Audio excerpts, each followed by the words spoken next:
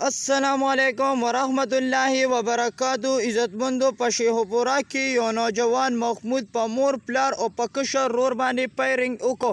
دی ولې وکړو؟ تاسو د دې پوره معلومات حاصلول غواړئ زموږ ویډیو تر اخره پورې وګورئ. که دا ویډیو هم خوښه شوه زموږ روشنی کلیک سبسکرایب کړئ او بره ټلی نشان ووهئ. نورو معلومات دپاره به زموږ ویډیو تاسو ته ډیره په اسانتیا سره راځي. عزتمندو په شیخوپورا کې یو نوجوان محمود په مور پلار او په کشر رور باندې پیرنګ وکړو. کشر رور په خپه ولګېدو. د پولیس د تیز د راتلو په مدد سره هغوی بچ شول. عزتمندو د نوجوان پې دا پیرنګ ولې وکړو؟ د مشر رور به محمود د کشر رور له ساعت په ساعت هر ورځ به ورله دمکیانې ورکولې. کور د لالچ دپاره د په مور پلار او په رور باندې پیرنګ وکړو. ده ویل چې دا ټول کور ماته پاتې شي.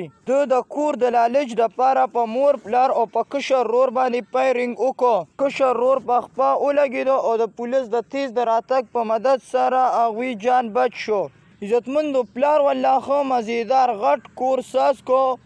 ده د دې کور د لالچ دپاره په پلار باندې بیا پیرنګ وکړو. عزتمندو څومره د افسوس خبره ده چې یو پلار درله کور ساز کړي او بیا ته په هغه باندې پیرنګ وکړي. د حقه کور د اخیستو دپاره ته خپل پلار باندې پیرنګ وکړي. دا څومره د افسوس خبره ده.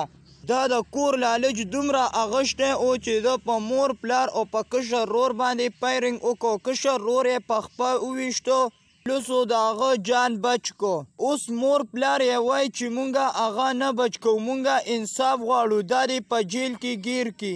عزتمندو اوس محمود په جیل کې دی. مونږ له دا پکار نه دی چې مونږ د یو څیز د لالچ دپاره خپل کوروالا باندې پیرنګ وکړو. دا وه زموږ نننۍ ویډیو. که دا ویډیو هم خوښه شوي زموږ روشنی کلیک سبسکرایب کړئ او بره ټلی نشان ووهئ. نورو معلومات دپاره به زموږ ویډیو تاسو ته ډیره په اسانتیا سره راځي. والسلام.